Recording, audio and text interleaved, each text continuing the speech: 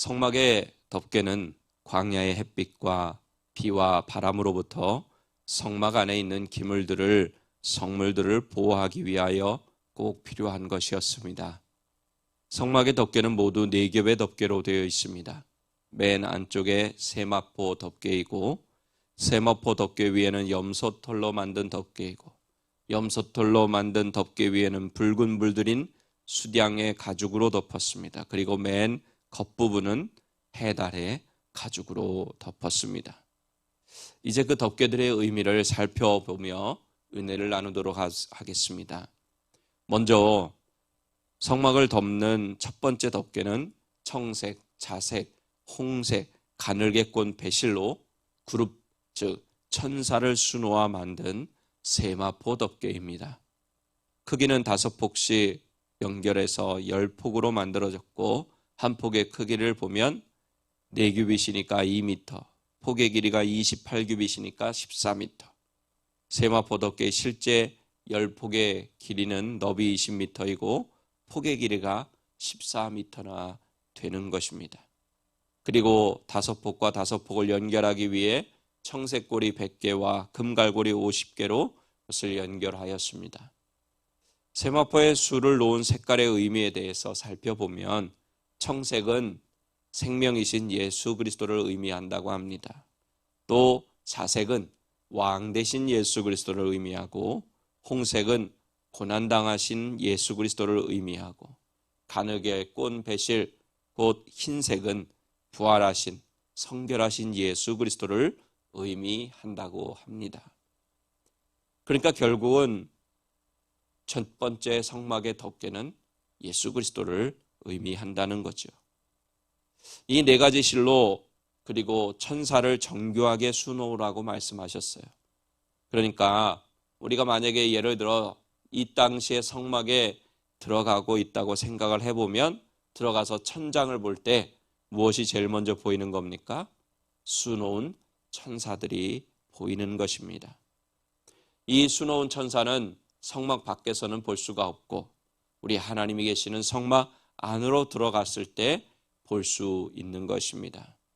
이렇게 세마포 덮개에 천사가 수놓아져 있다는 것은 바로 그곳에 하나님이 계시다는 뜻이고, 하나님의 임재를 상징하는 것입니다. 두 번째 덮개는 염소 털실로 만들어 짠 덮개입니다. 염소털 덮개는 세마포 덮개 위에 덮어야 하니까 좀 더 크게 만들었습니다.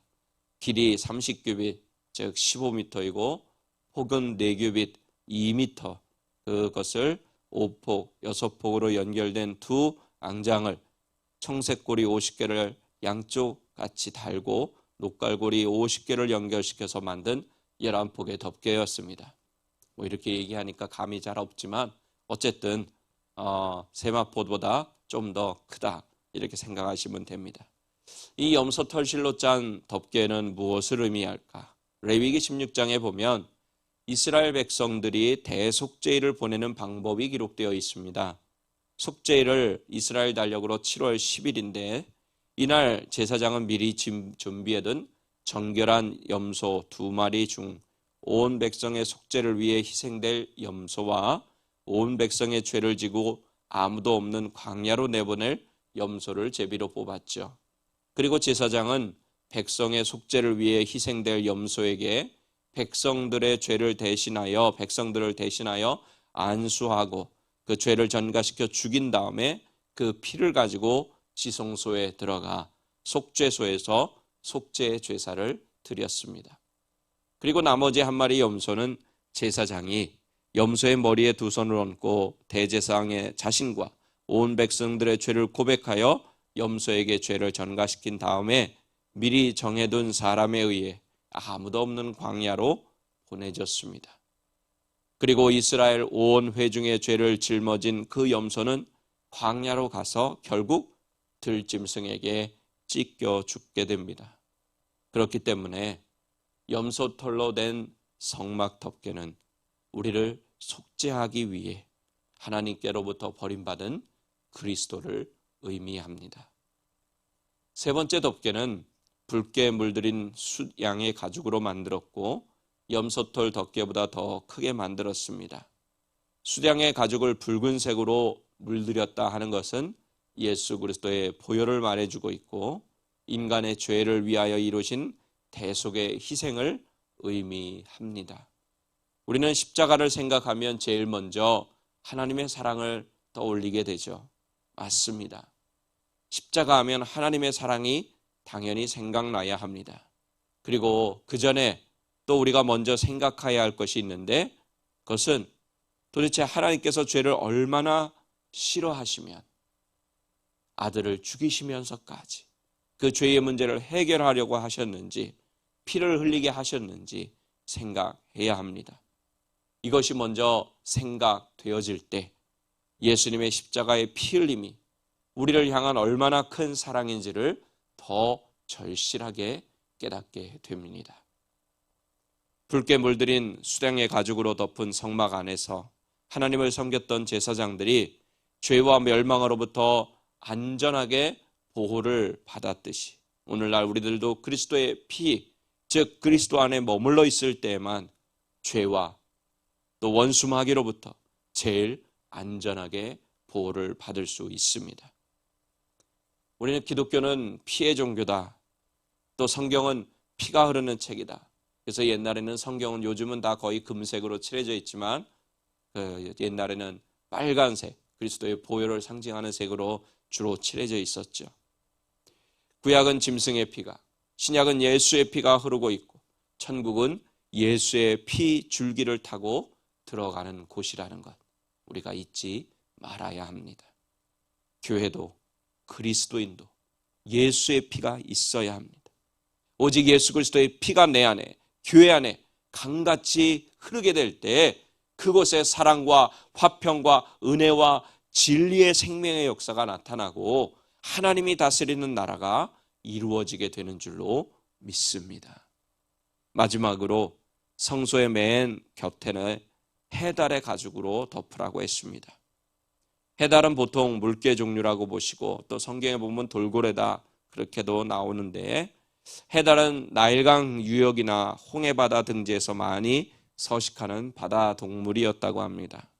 가죽의 색깔은 거무스름하고 회색빛을 띠고 있는데 색깔이 우중충해서 가죽의 겉모양은 볼품이 없게 생겼습니다. 하지만 해달 가죽은 튼튼하고 질겨서 사람의 신발을 만드는 데 사용되거나 그 외의 일상생활 여러 곳에서 사용되기도 했습니다. 이스라엘 백성들은 애굽에 나오면서 해달의 가죽을 가지고 나왔습니다. 모세가 그 해달의 가죽을 하나님께 가져오라고 했습니다. 그때 그들은 그것을 하나님께 드렸죠. 그러면 그 다음에는 어떻게 되었겠습니까?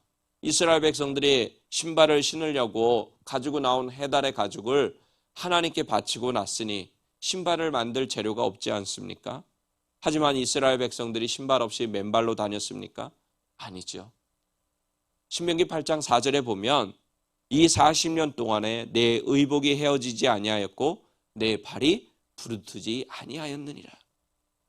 하나님께서 은혜를 베풀어 주셔서 40년 동안 옷이 헤어지지 않고요. 발이 부러뜨지 않았다. 이렇게 말씀하십니다. 우리의 쓸 것을 하나님께서 요구하시면 드려야 합니다. 왜냐하면 하나님께 드리면 하나님께서 우리의 쓸 것을 채워주시기 때문입니다. 성막의 지붕 가장 끝부분에다 이 해달의 가죽으로 덮개를 만들어 덮는 이유는 하늘과 땅에서 자주 발생하는 자연 현상으로부터 성막을 보호하기 위해서입니다.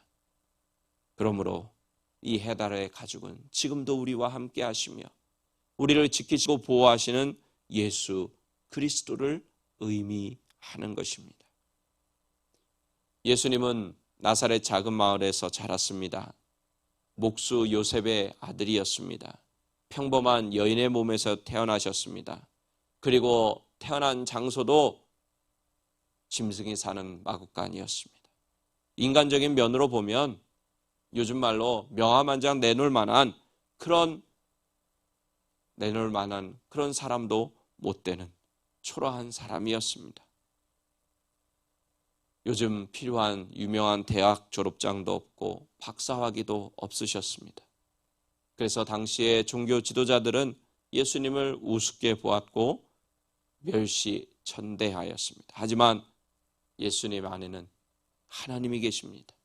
그리고 천국이 있습니다. 또 예수님 안에는 영생이 있습니다. 그래서 천하를 이뤄도 모든 사람이 나를 다 떠나도 예수님만 나와 함께 하시면 해달의 가죽이 성막을 덮어서 보호하고 있는 것처럼 두려울 것도 걱정할 것도 없는 줄로 믿습니다. 우리 사랑하는 오린교회 가족 여러분, 예수 그리스도가 성막 덮개입니다. 겉으로 보기에는 교회가 아무것도 아닌 것 같고 또 작아 보일지라도 그 안에는 예수 그리스도가 계십니다. 천국이 있습니다. 영생이 있습니다.